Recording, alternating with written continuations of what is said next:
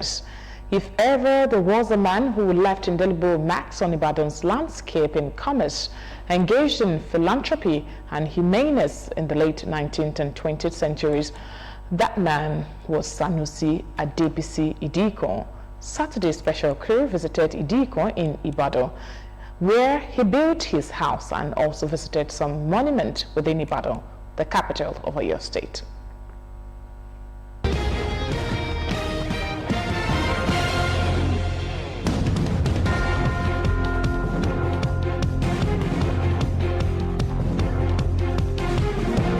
The story of Ibadan, the capital of Oyo State, is incomplete without the mention of one man, the first Ibadan notable entrepreneur, philanthropist, and Ashipa.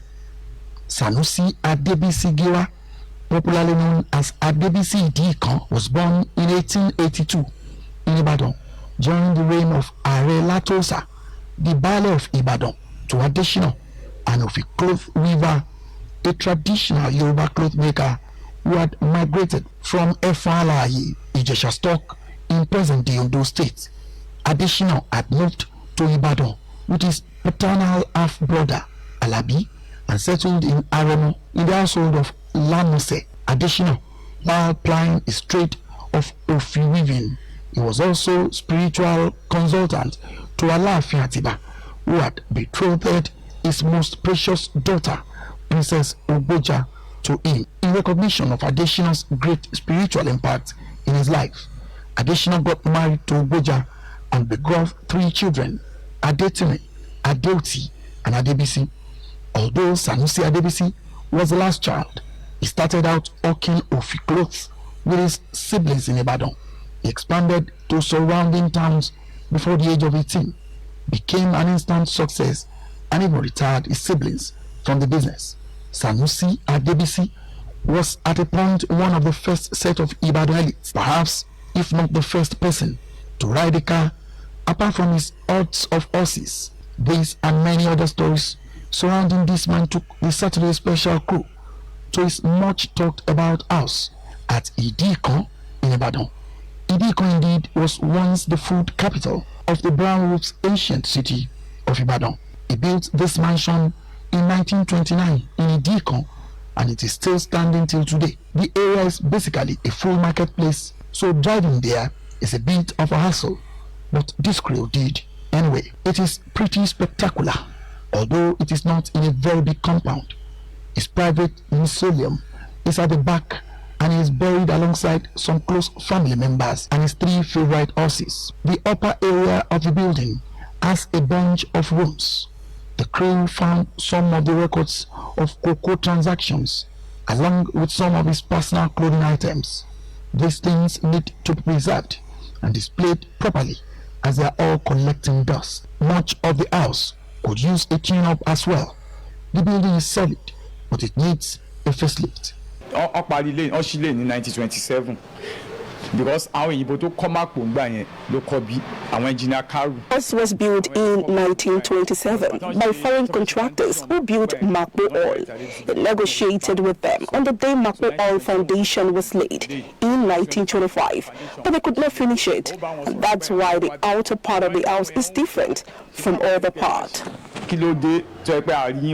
ẹ máa rí pé tẹ bá wọlé báyìí ní sẹ́bàá pé ilé ẹ̀yìn yẹn ọ̀dọ̀ àwọn ìyàwó ẹ̀ yàtọ̀ síbí ó fẹ́ ṣe gbogbo èdè lẹ́tẹ̀ bọ̀ ìgbà tó ti sọ fún àwọn yẹn pé ṣèbíṣẹ́ tẹ wá ṣe gangan lélẹ̀ làwọn yẹn fi lọ́ngbà yẹn so àwọn ilé àwọn tó kọ́ bí àwọn engineer Karu tó kọ́ Màpó yẹn pẹ̀lú àwọn local builders so àwọn ló kọ́ bíbí so àwọn local builders ló pápá kọ́ ẹ̀yìn yẹn ní ìgbà yẹn. So we shouldn't it won't speak well that okay people foreign or local tourists when they come and we take them there and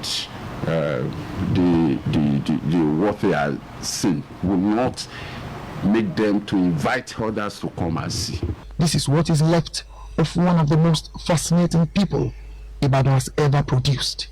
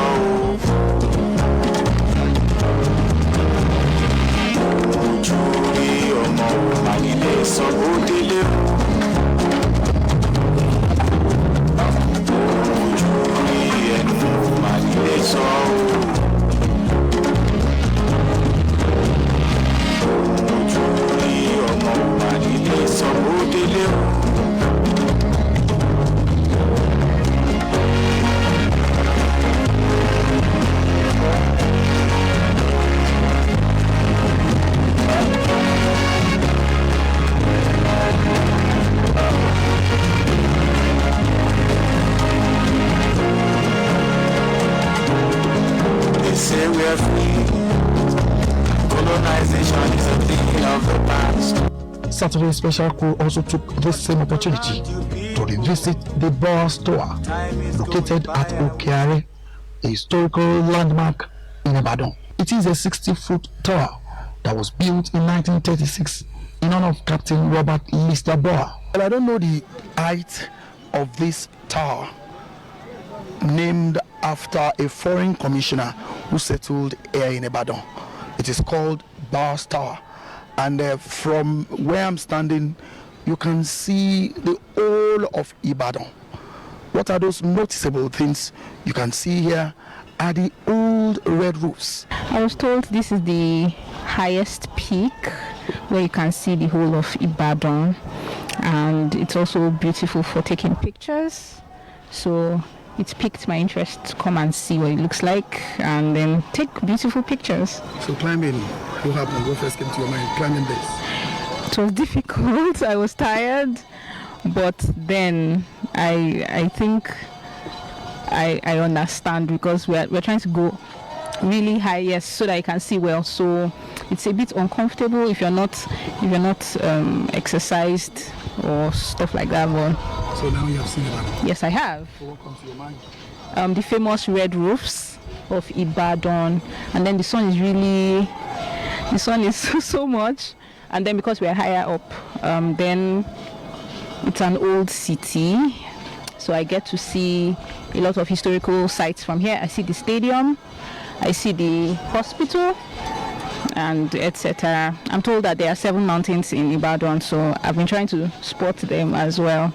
To cap the Ibadan trip up was another visit to Makpo Hall, the colonial-style Ibadan City Hall on top of Makpo Hill in Ibadan, commissioned during the colonial era by Captain Ross in 1929. We is still under renovation. The last time they did it, it wasn't properly done. So, but this time around, Makpo belongs to the 11 local governments in Ibadan. That's local government properties. So they have started refurbishing Makpo. So, and the last time I spoke with the GM of that company, he said Governor Makinde has shown interest, and it's likely that the state will come in. So what we are looking at is to give that place a befitting facelift. Back to Sanusi Adebisi Giwa, Adebisi Idikan. In January 1938, in his last few moments, he brought out money to assist insolvent debtors. He brought out the papers containing the debtors' names, tore and burned them without anyone noticing any premonition. After a brief illness of some few hours, he bade mother at goodbye on Friday, June 21st, 1938, at the age of 56. Such was the glorious exit of the unparalleled, uncommon benefactor and philanthropist in the ancient city of Ibadan. That was a very beautiful report there. We shall now serve you weather forecast.